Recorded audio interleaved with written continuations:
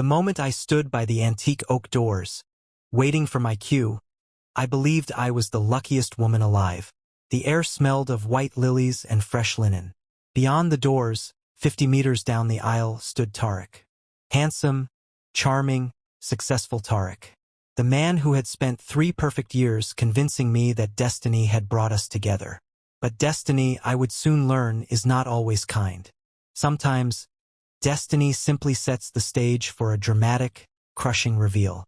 This is the story of how, moments before I was about to say, "I do," I overheard a secret from my groom that was so monstrous, so cold, it forced me to make a choice that shocked every single person in that grand, sunlit venue. My name is Layla. I'm a graphic designer, pragmatic, fiercely loyal, and, until that day, a total believer in fairy tales. I met Tarek at a corporate event. He was a rising star in finance, all sharp suits and smoother conversation. He was the antidote to every boring date I'd ever had. Our courtship was a whirlwind of expensive trips, thoughtful gifts, and promises whispered under city lights. To me, Tarek was commitment personified. He didn't just love me, he studied me. He knew my favorite songs, my childhood dreams, and the exact shade of blue that made my eyes sparkle. He was, quite simply, too good to be true. The wedding itself was a masterpiece of planning. Tarek spared no expense, which, to him, was simply proof of his devotion.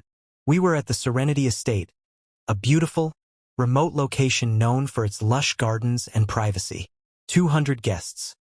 A mix of my small, tight-knit family and Tarek's powerful, influential business associates. My mother had wept when she saw the dress.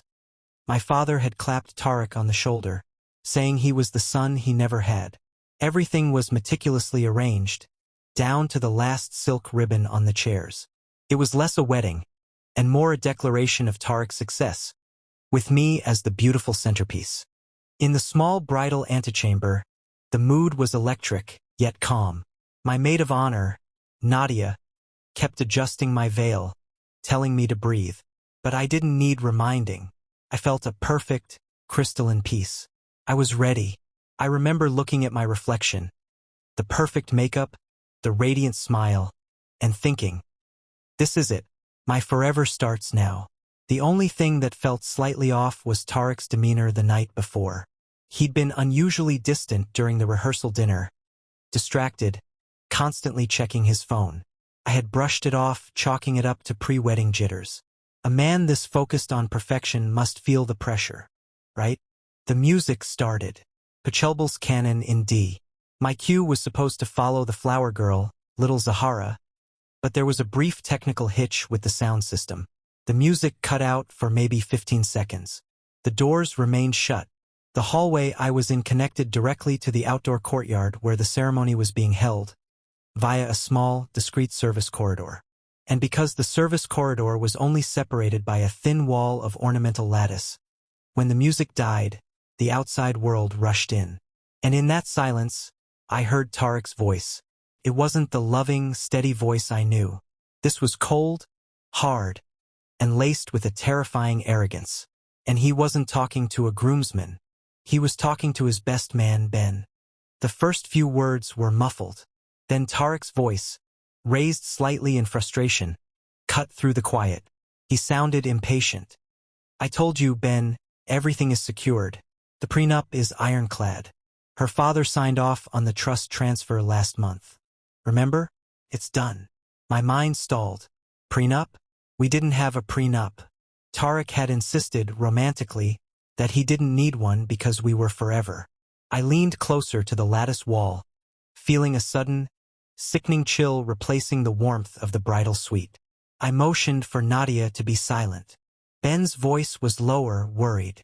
I know, but the merger hinges on controlling those original shares.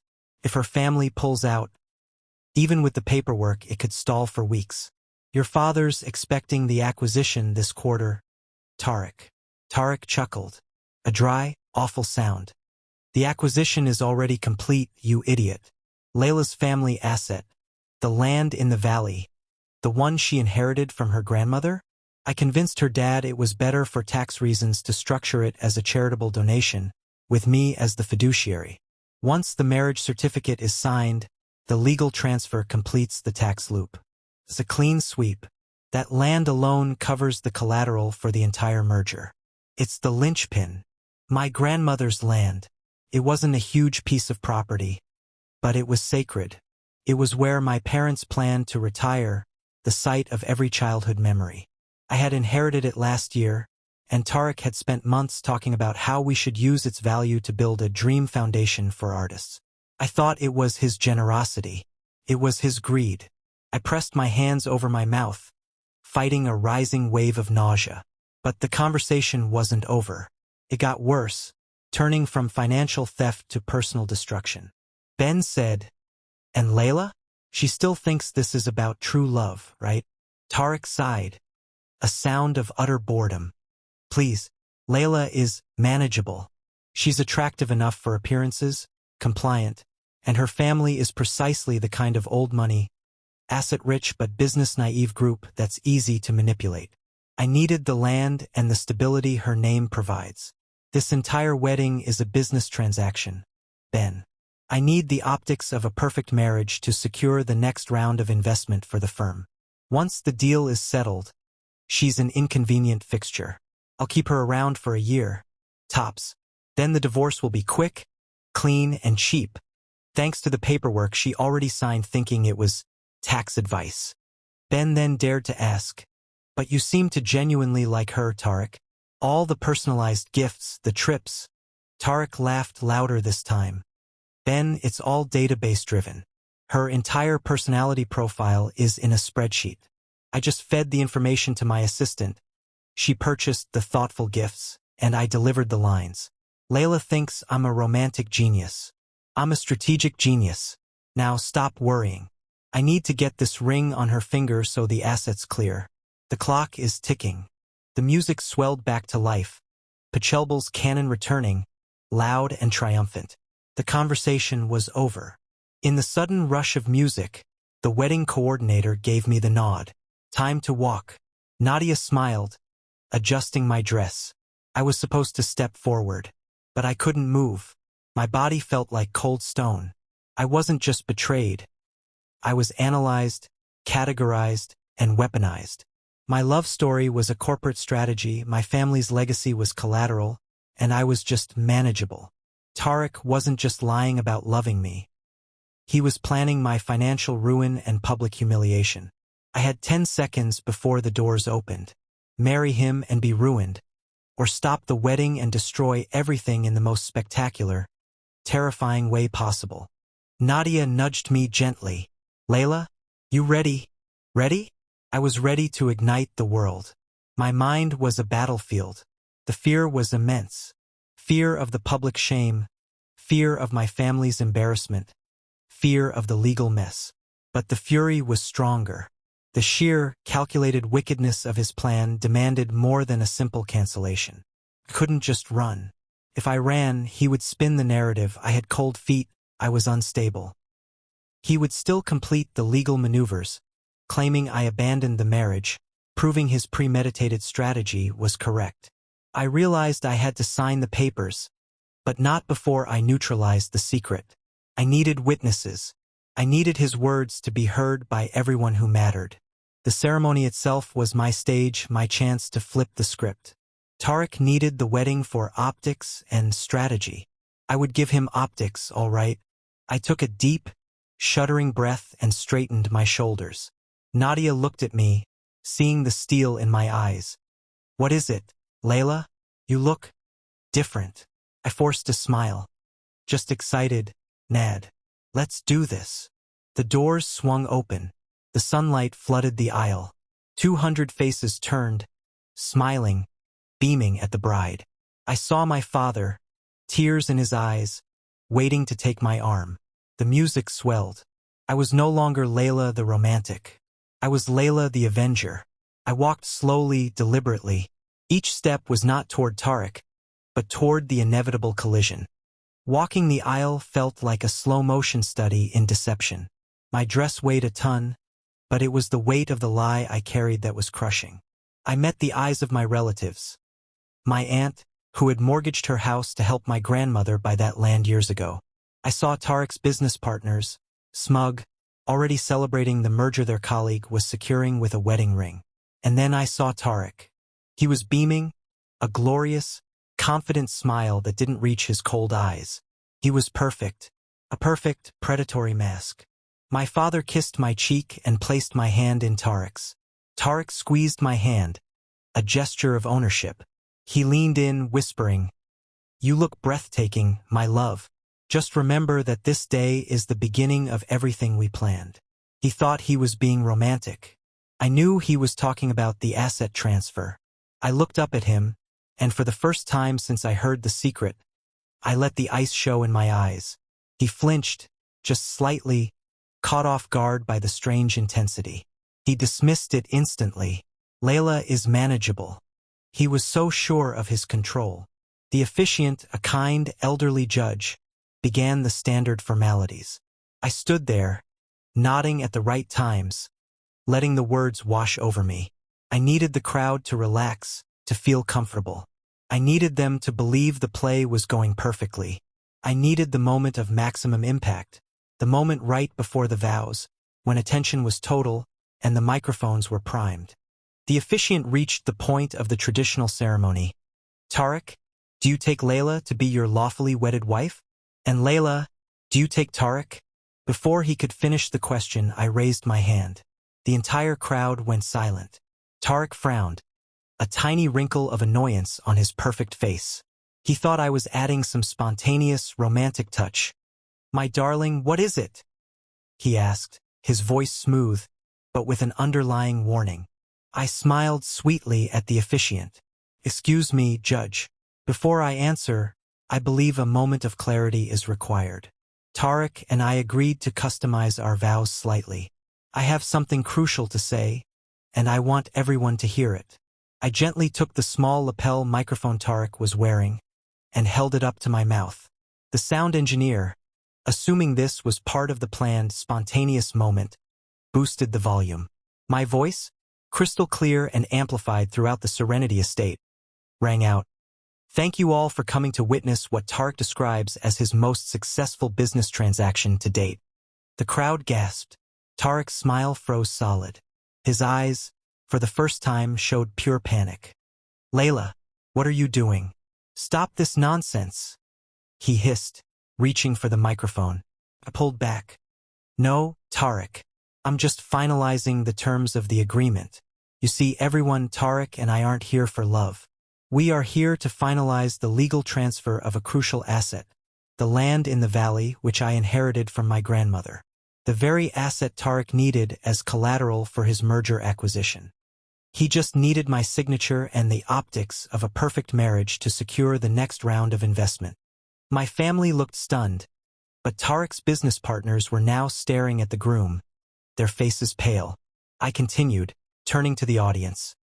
"Tarek told his best man, Ben, just moments ago, that our entire relationship was database-driven, that I was manageable, and that all his thoughtful gestures were simply the output of an algorithm run by his assistant. I suppose I should thank him for saving me the trouble of buying my own gifts. But the real issue is the land. Tarek, did you or did you not structure the land transfer as a charitable donation, with yourself as the fiduciary, knowing that the marriage certificate would finalize the legal, irreversible move of that asset to your control?" Tarek abandoned all pretense of charm. He lunged at me, his face twisted into a mask of pure rage. "You treacherous little fool. You heard me. You have no proof. You're hysterical." Security guards, alerted by the sudden chaos, started moving toward the altar. My father, who had stood frozen, now moved, blocking Tarek's path. "Back away from my daughter, Tarek," he roared. I held the microphone tighter, letting the raw anger in Tarek's voice carry over the speakers. I ignored Tarek's shouting. I looked directly at Ben, the best man, who was leaning against a pillar, utterly defeated. Then I spoke into the microphone, my voice regaining its quiet calm. "I don't need proof, Tarek. You just provided it. I know you plan to discard me in a year. I know you think I'm easy to manipulate. But here is the critical legal detail you overlooked in your arrogance. I never filed the final, required legal acknowledgement for the charitable donation. That document is in my attorney's safe. And without the spouse's final, witnessed consent, which only takes effect upon the mutual declaration of vows, the asset transfer is null and void. The silence that followed was deafening. The Serenity estate instantly became a crime scene. Tarek was being restrained by his own father's security detail. Not because they cared about me, but because the sight of Tarek's uncontrolled violence was bad for the optics he cared so much about. His business partners were frantically talking into their phones, trying to contain the financial damage of the merger that had just evaporated. My mother rushed to me, holding me tight, crying tears of relief, not sorrow. The guests were murmuring, some leaving quickly, others staying, horrified but enthralled by the spectacle. I looked toward the back of the venue. Standing there, coolly observing the chaos, was a smartly dressed woman in a neutral suit. This was Amara, my corporate attorney, whom I had discreetly retained months prior, sensing something was wrong with Tarek's overly complex tax advice. I had called her moments after hearing Tarek's confession, telling her, "Do not intervene, but be present and ready." Amara walked toward the altar, her heels clicking on the marble floor. She handed the officiant a document. "Judge," she stated, her voice sharp, "the bride formally requests the immediate and permanent dissolution of this ceremony and has filed an injunction against Mr. Tarek's access to any premarital asset accounts." The legal wall was now up. Tarek was officially escorted off the property, his wedding suit rumpled, his face scarlet. The damage was immediate and widespread. The news of the failed merger, based on the stolen collateral, hit the financial markets within the hour. The optics he craved were now catastrophic. He was exposed as a heartless, calculating fraud who preyed on a family's trust. Not only did he not get the land, but his credibility, which was his true asset, was shattered. The wedding, meant to be his financial triumph, was his ruin. Amidst the wreckage, his best man, Ben, approached me. He wasn't malicious, he was just broken. "Layla," he whispered, "I'm so sorry. I didn't know the extent of it. I thought it was just bad business, not this." He confessed that Tarek had forced him to participate, threatening his career. He showed me a folder on his phone, a backup of the spreadsheet detailing the Layla acquisition strategy, which included the thoughtful gift list and personality metrics. He hadn't wanted to participate, but he feared Tarek's ruthlessness. Ben was terrified, but his guilt was stronger. He handed me the evidence, becoming an immediate and necessary witness for the pending investigations. My family, after the initial shock, rallied around me with fierce love. My father, who was furious at his own naivete, was overwhelmed with pride for my courage. "You saved us, Layla," he said. "You saw the snake and you didn't flinch." We spent the rest of the day not at a party, but in a quiet hotel suite, talking, crying, and, eventually, laughing at the sheer absurdity of Tarek's downfall. The love I thought I had found was a total fabrication, but the love of my family was suddenly stronger, more proven than ever before. The months that followed were filled with legal proceedings. Tarek faced shareholder lawsuits and investigations into fraud. I walked away with my family's assets secure and my integrity intact. I also walked away with a new outlook. I was no longer the pragmatic romantic. I was a survivor, a strategist, the woman who stood at the altar and risked everything for the truth. I had turned my wedding day into a performance of justice, and it was the most important, defining moment of my life. The biggest secret Tarek kept wasn't just his financial scheme, it was his utter contempt for me. He thought the perfect facade of love was enough to blind me to his ambition. His mistake was believing that my love made me weak. Instead, the moment I overheard his cruel secret, it didn't break me. It armed me. I learned that trust must be earned, and that sometimes, the greatest act of self-love is the public, dramatic rejection of a lie. The secret I overheard was wicked, but what I did next wasn't shocking because it was crazy. It was shocking because I chose truth over ease, and justice over a lie. I turned a wedding into a public reckoning, and I saved my life, my family, and our legacy. If you are ever standing at a crossroads, feeling a deep, sick certainty that something is wrong, trust that voice. The truth always deserves a spotlight. Thank you for listening to my story. If you've ever had to make a tough choice for your own integrity, share your thoughts in the comments below. Don't forget to like and subscribe for more untold truths and incredible stories.